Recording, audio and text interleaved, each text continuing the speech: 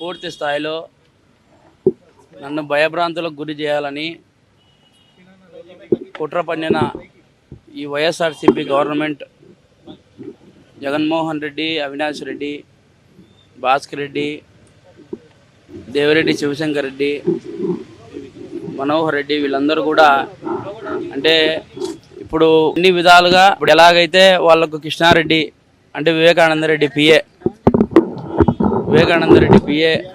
కృష్ణారెడ్డి ఎలాగైతే సిబిఐ రామ్సింగ్ గారు కొట్టి ప్రెజర్ చేస్తున్నారు, ప్రెజర్ చేసి చెప్పించినారు అనే మాట నా నోటి నుంచి వస్తే కేసే నీరు గారిపోయి అందరూ రిలీజ్ అయ్యి బయటికి వస్తారు.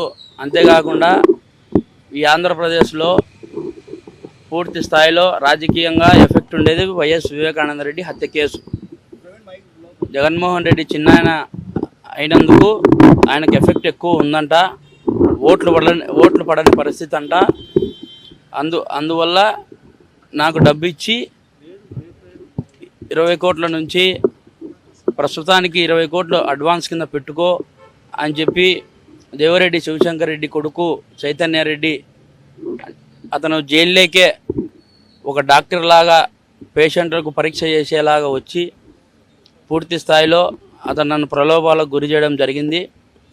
అయితే ఈ రోజున నేను ఇక్కడికి నాంపల్లి కోర్టు సిబిఐ కోర్టుకు రావడం జరిగింది. ఎందుకంటే నా మీద వారెంట్ ఇష్యూ కావడం జరిగింది. నన్ను అరెస్టు చేయమని ఆర్డర్స్ వచ్చినాయంట. ఎందుకంటే నేను జైల్లో ఉన్నందున సిబిఐ అధికారులు సైతం మా లాయర్లు సైతం వాళ్ళకి చెప్పడం జరిగింది, రిక్వెస్ట్ చేసుకోవడం జరిగింది. అందుకు ఈరోజు వచ్చి రీకాల్ అంటే అరెస్ట్ కాకోకుండా రీకాల్ అని పిటిషన్ వేసుకోవడం జరిగింది. దాన్ని కూడా గౌరవనీయులు జడ్జి గారు కూడా సిబిఐ గౌరవనీయులు జడ్జి గారు కూడా దాన్ని అనుమతించినారు. దయగల వారు అనుమతించి అర్థం చేసుకునేందుకు కృతజ్ఞతలు తెలుపుతాండా.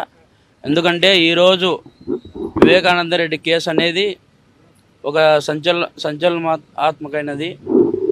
పూర్తి స్థాయిలో దాన్ని నీరు కార్చే విధంగా చర్యలు జరుగుతూ ఉన్నాయి ఆంధ్రప్రదేశ్లో.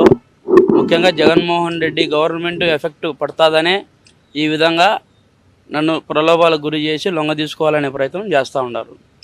మీకు ప్రాణహాని ఎవరి దగ్గర నుంచి ఉందండి? ప్రాణహాని వైసీపీ గవర్నమెంట్ నుంచే ఉంది.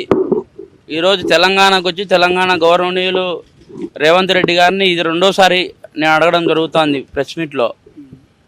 మీరు దయ ఉంచి కోర్టుకు కూడా నేను పిటిషన్ వేసుకుంటా, సిబిఐ కోర్టులో కూడా నేను పిటిషన్ వేసుకుంటా, నాకు తెలంగాణ నుంచి నాకు సెక్యూరిటీ ప్రొవైడ్ చేయమని. అయితే దానికి పూర్తి స్థాయిలో రేవంత్ రెడ్డి గారు ఒక మంచి మనసుతో ఆలోచన చేసి నాకు సహకరించాలని, నాకు సెక్యూరిటీ భద్రత కల్పించాలని నేను కోరుకుంటాను. మళ్ళీ ఎప్పుడు రమ్మన్నారు? 12వ తేదీ మార్చి వాయిదా పడింది. ఆ రోజుకి వస్తా. ఇప్పుడు కూడా సిబిఐ అధికారులతో మాట్లాడడం జరిగింది. అక్కడ ఏం జరిగింది, ఏం కథ, ఎందుకు నేను అరెస్ట్ చేయడం జరిగింది అనేది pin to pin, point to point చెప్పిన. కంప్లైంట్ కూడా ఇవ్వడం కూడా జరిగింది. దాని మీద పూర్తి విచారణ జరిపి వాస్తవాలను బయటికి తీసి ఎవరు నన్ను ప్రలోభాలకు గురి చేసినారు, ఎవరి వల్ల ఈ విధంగా జైలుకు పోవడం జరిగింది, ఎవరు దీన్ని కుట్రదారులు ఎవరు అనేది పూర్తి స్థాయిలో బయటకు వచ్చి వాళ్ళను చట్టపరంగా చర్యలు తీసుకుంటామని చెప్పినారు. మిమ్మల్ని ప్రలోభాలు పెట్టింది ఎవరు? అసలు ఎవరు గురి చేశారు? ప్రలోభాలకు గురి చేసినారంటే ఇప్పుడు ఫస్ట్ స్టార్టింగే అసలు నేను ఎవరిని కూడా నేను కిడ్నాప్ చేయాల్సినంత అవసరం లేదు. నాకు పులివెందులలో నా ఇంటికి 2 గార్డులు ఉన్నారు. 2+2 గార్డ్ సెక్షన్ ఉంటుంది. 2+2 గన్మెన్ ఉన్నారు. 5+5 ఎస్కార్డ్ వెహికల్తో సహా ఎస్కార్డ్ ఉంది.